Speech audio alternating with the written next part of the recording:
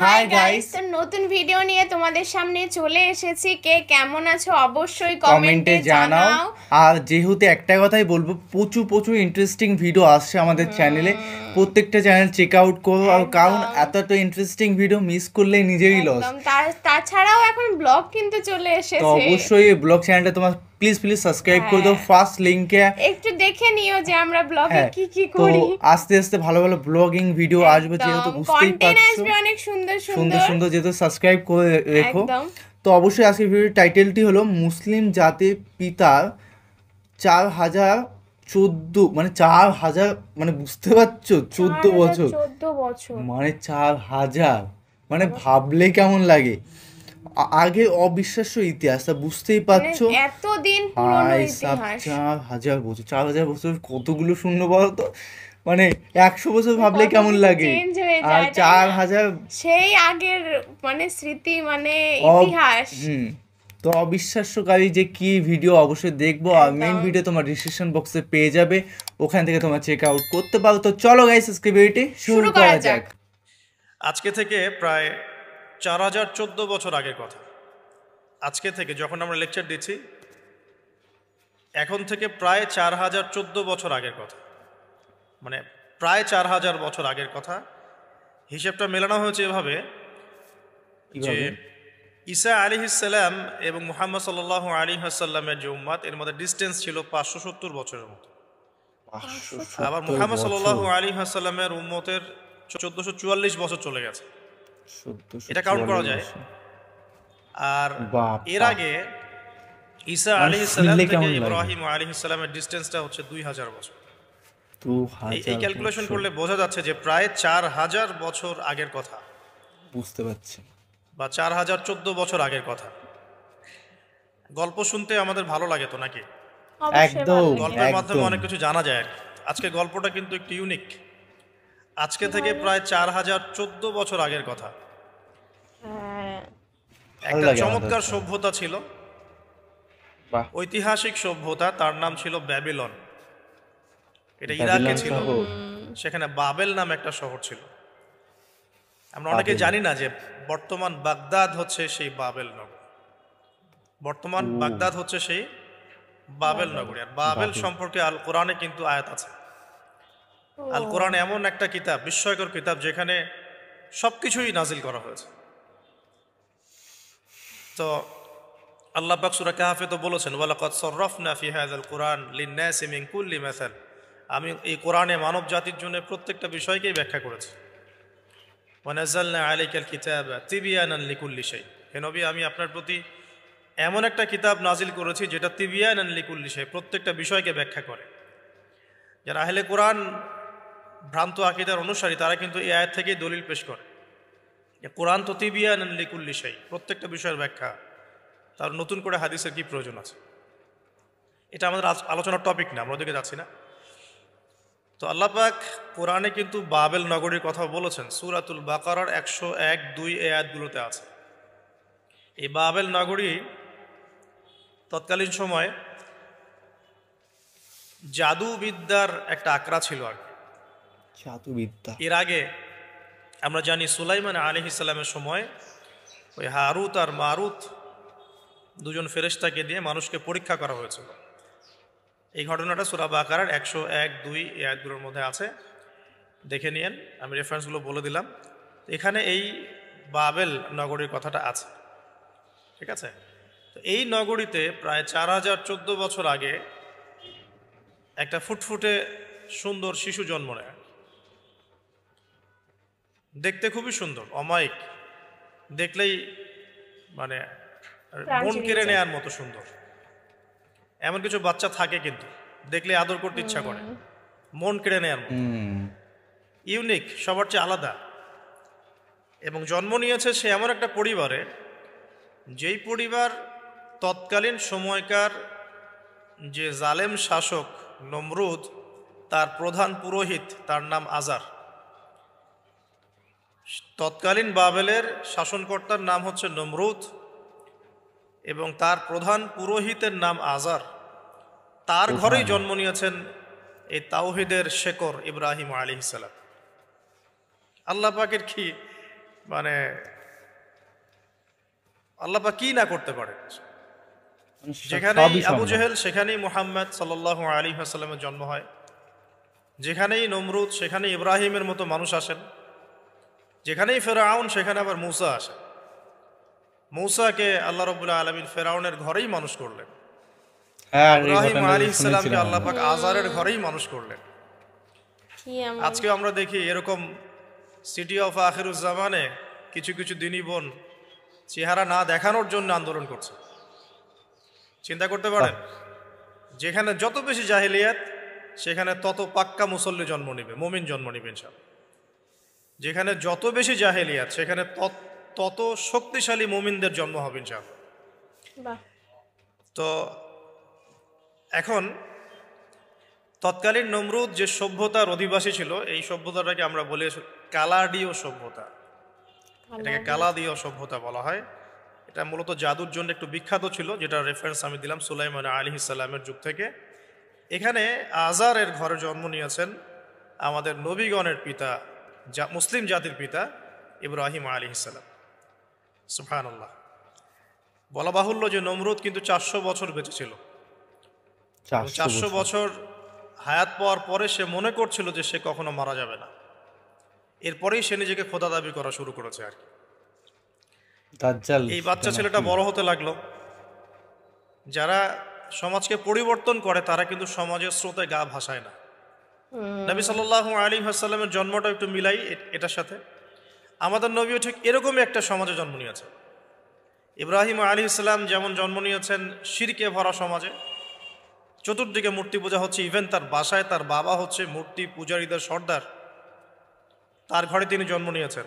ঠিক তেমনি রাসূল সাল্লাল্লাহু আলাইহি ওয়াসাল্লাম যে মক্কায় জন্ম নিয়েছেন, সেই মক্কা ছিল শিরকের আকড়া। সেখানে লাত, উজ্জা, হুবল, মানাতের পূজা হতো, সুদ ছিল, জিনা ছিল, ব্যভিচার ছিল, মাদক ছিল, গোত্রীয় হানাহানি ছিল, নারীর অবমাননা ছিল। এরকম আইয়ামে জাহিলিয়াতেও নবী সাল্লাল্লাহু আলাইহি ওয়াসাল্লাম জন্ম নিয়েছেন। নবী সাল্লাল্লাহু আলাইহি ওয়াসাল্লাম ইব্রাহিম আলাইহিস সালাম দুজনের চেহারাও একরকম ছিল, দুজনের চেহারার গঠনটাও একরকম ছিল, দেহের গঠনও একরকম ছিল। মেরাজের রাতে নবী সাল্লাল্লাহু আলাইহি ওয়াসাল্লাম দেখে এসেছিলেন যে ইনি কে, যাকে দেখতে হুবহু আমার মতো লাগছে। জিবরাইল আলাইহিস সালাম বলেছেন ইনি আপনার পিতা ইব্রাহিম আলাইহিস সালাম। সুবহানাল্লাহ। ঠিক তেমনি আমরা খেয়াল করে দেখি যে জীবনের যে চড়াই উতরাই, পারিবারিক জীবন, সামাজিক জীবন, হিজরতের জীবন, দিন প্রতিষ্ঠা ইত্যাদি, প্রত্যেকটা ডিপার্টমেন্টেও ইব্রাহিম আলাইহিস সালাম আর মুহাম্মদ সাল্লাল্লাহু আলাইহি ওয়াসাল্লামের মধ্যে একটা চরম মিল আছে। এটা আমরা আস্তে আস্তে এই গল্পের ভিতরে গেলে বুঝতে পারবো। আর এই কারণেই হয়তো আল্লাহ ভালো জানেন, এই কারণেই হয়তো বা আমরা যখন তাশাহুদের পর দরুদ পড়ি, আমরা দরুদের মধ্যে অন্য নবীর নাম নিচ্ছি না, আমরা মুহাম্মদ সাল্লাল্লাহু আলাইহি ওয়াসাল্লামের সাথে ইব্রাহিম আলাইহিস সালামের নাম নিচ্ছি। হতে পারে এটা একটা কারণ, আল্লাহ ভালো জানেন। এখন এরকম পরিবেশে বড় হতে লাগলেন ইব্রাহিম আলাইহিস সালাম। আমি একটু আগে বলেছি যারা সমাজকে পরিবর্তন করে তারা কখনো সমাজের জাহিলিয়াতের স্রোতে গা ভাসায় না। মুহাম্মদ সাল্লাল্লাহু আলাইহি ওয়াসাল্লাম সমাজ পরিবর্তন করেছেন আইয়ামে জাহিলিয়াতকে মাত্র 23 বছরের ব্যবধানে, কিন্তু তিনি কিন্তু জাহিলিয়াতের সাথে গা ভাসান নাই। তিনি কখনো সুদ খান, তিনি কখনো মূর্তি পূজা করেন নাই, তিনি কখনো কোনো অন্যায় গুনাহ করেন নাই, তিনি কখনো মাদকদ্রব্যের কাছেও যান নাই, কিন্তু সমাজটা ছিল এগুলোতে নিমজ্জিত। ঠিক ইব্রাহিম আলাইহিস সালামের ক্ষেত্রেও সেম, তিনি একজন প্রধান পুরোহিতের ঘরে জন্ম নিয়েও কখনো মূর্তির ধার কাছে যান নাই।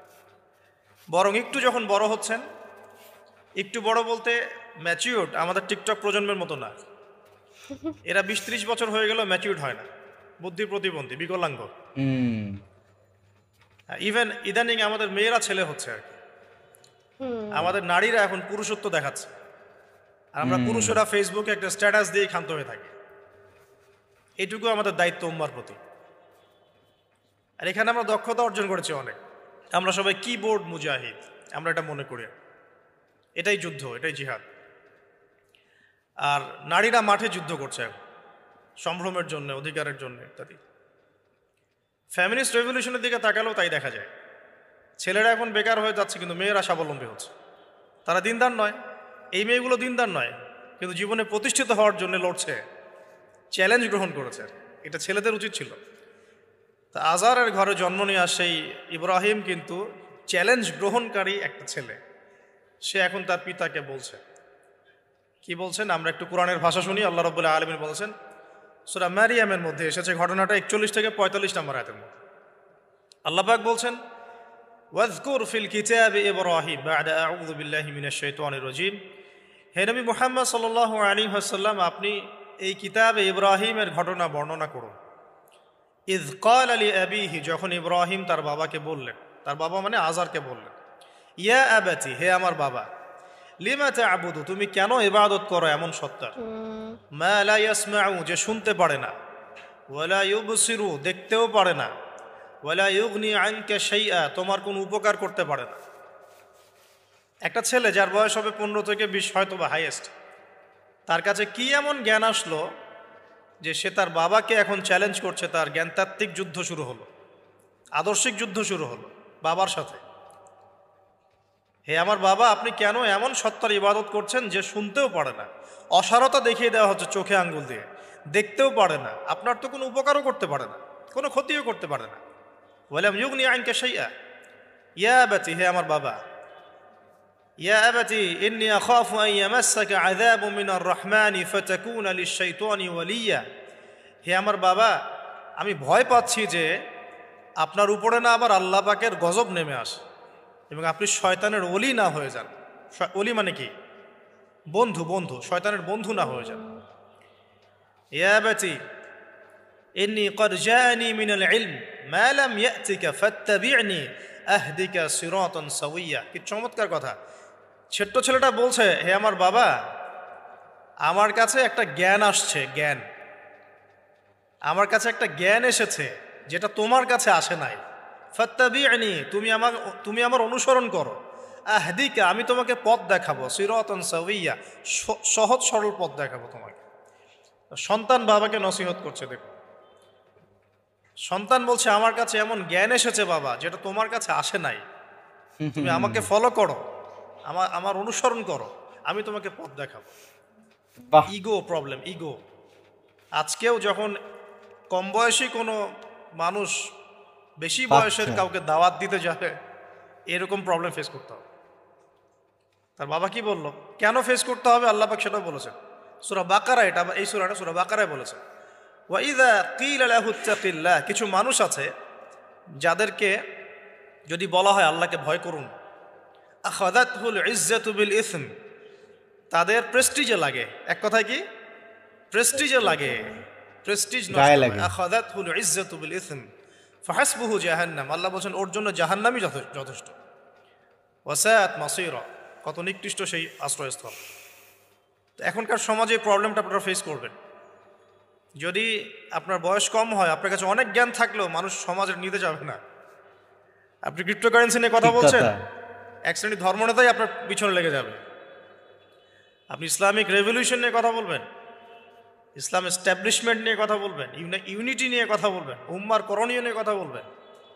আপনি এই বয়সে, এত ছোট বয়সে আপনি উম্মার প্রবলেমসগুলো ফাইন্ড আউট করে সেগুলো সলিউশন নিয়ে কথা বলবেন, এত বড় সাহস আপনার? এটাই প্রবলেম। অথচ চমৎকার একটা বিষয়, আমাদের সমাজে এগুলো দেখা যায়, অন্য কোথাও দেখা যায় না। কোনো ড্রাইভারকে জিজ্ঞাসা করবেন, কোনো ড্রাইভারকে জিজ্ঞাসা করবেন, তার স্কিল সম্পর্কে জিজ্ঞাসা করবেন যে আপনার স্কিল কেমন। একটা অ্যান্সার দিবে সে, আমি 10 বছর থেকে চালাই, বা 15 বছর থেকে চালাই, আমি 27 বছর থেকে গাড়ি চালাই। মানে তার এই বয়সটাই হচ্ছে স্কিলের মানে দলিল, সার্টিফিকেট। একদম। এখন এরকম চলছে দিনী অঙ্গনেও। আমি 20 বছর থেকে ফতোয়া দিই, আমি 32 বছর থেকে ওয়াজ করি, আমি এই করি, আমি সেই করি। এই যে জাহির করা, আল্লামা তাকি উসমানী দায়ামাত বরাকাতু এবং তার যারা ছাত্ররা আছেন সারা উপমহাদেশে, স্পেশালি বাংলাদেশে, তাদের অনেকের সাথে আমি দেখা করেছি। তারা একটা নসিহত সবাই কমনভাবে করেন, দেখি নসিহতটা করেন যে কখনো নিজেকে জাহির করবা না, প্রকাশ করতে হবে, কখনো নিজেকে জাহির করবা না, তাহলে আল্লাহ তোমার ইলম কেড়ে নিবে। আর আমরা এখন দিনী অঙ্গনে জাহির করার জন্য ব্যস্ত। আমি এত বছর থেকে এটা করি, আমি অত বছর থেকে সব করার জন্য, প্রকাশ করার জন্য। অথচ এটা কোনো দলিল নয়, এটা কোনো সার্টিফিকেট নয়।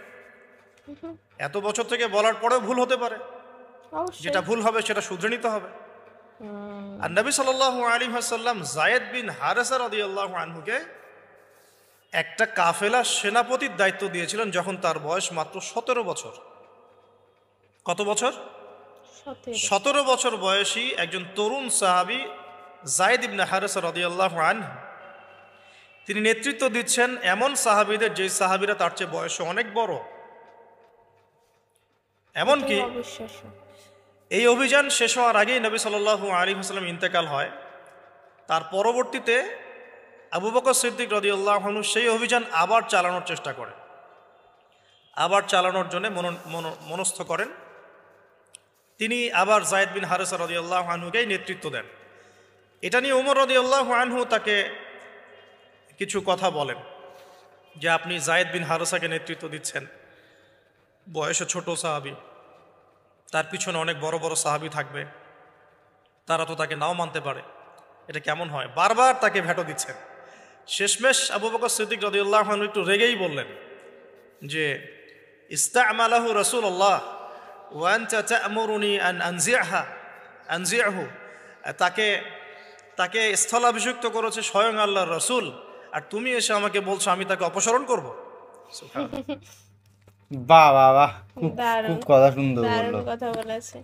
সত্যি বয়স দেখে কিন্তু যোগ্যতা নির্বাচন করা যায় না। অনেকের কিন্তু অনেক স্কিল থাকে, বলে আমি এই যে 10 বছর ধরে গাড়ি চালাচ্ছি, 15 বছর ধরে গাড়ি চালাচ্ছি, মানে তারাও কিন্তু কিছু না কিছু মিস্টেক করে, মানে বলে না যে আমি 15 বছর ধরে গাড়ি চালাই, মানে তারপর ঠুকে দিলে 15 বছর, তারপরে যে শুনে সে বলে কি 25 বছর ধরে আমি ছোটবেলায় গাড়ি চালাতে পারতাম না, পা যার থেকে বড় মানে পা দিয়ে ঠেকাতে পারতাম না ব্রেকটা, তখন থেকে মানে মানুষ নিজেকে কোনোভাবে ছোট করতে চায় না, বেশি ওভার বলতে চায়। হ্যাঁ মানে ছোট কথা মানে ও 20 বছর তো কি আমার 25 বছর যে করে বলতে হবে তো, বলতে হবে। হ্যাঁ সেটাই তো বললো না যে সৃষ্টিকর্তাকে কাছে ছোট হওয়া যাবে না, সেরকম একটা বিষয় সে বললো যে মানে নিজে বড় হতে গেলে তার কাছে ছোট হয়ে যেতে হবে, সবসময় নিজেকে ছোট রাখলে তাহলে কিন্তু বড় হওয়া যাবে। একদম, নিজেকে যদি ভালো লোকের কাছে তুমি বিচার না করো, তোমাকে কে বিচার করবে, তাই না?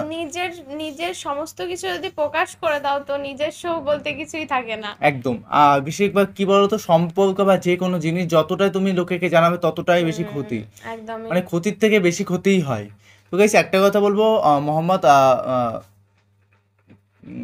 কি নামটা আমি ভুলে গেলাম, আরে কি আবু তাহা মোহাম্মদ আদনান স্যারের কথা, একটাই কথাই বলবো যে ওনার পয়েন্টে এমন ভাবে ওয়াচ করে যেটা প্রচুর ভালো লাগে, মানে এটা বলে হয়তো প্রকাশ করা যাবে না, টাইমটা কিভাবে একদম কন্ট্রোলের মতন চলে যায় আমি বুঝতে পারি না, বেশ ভালো লাগে একদম। আর ভিডিওটি কেমন লাগলো অবশ্যই কমেন্ট করে জানাও, এবং কি ধরনের ভিডিও রিঅ্যাকশন চাই সেটাও কমেন্টে জানাও। একদম। তো চলো গাইস, এত পর্যন্ত, নতুন একটা ফ্রেশ ভিডিওতে দেখা হবে, bye bye, tata, take care.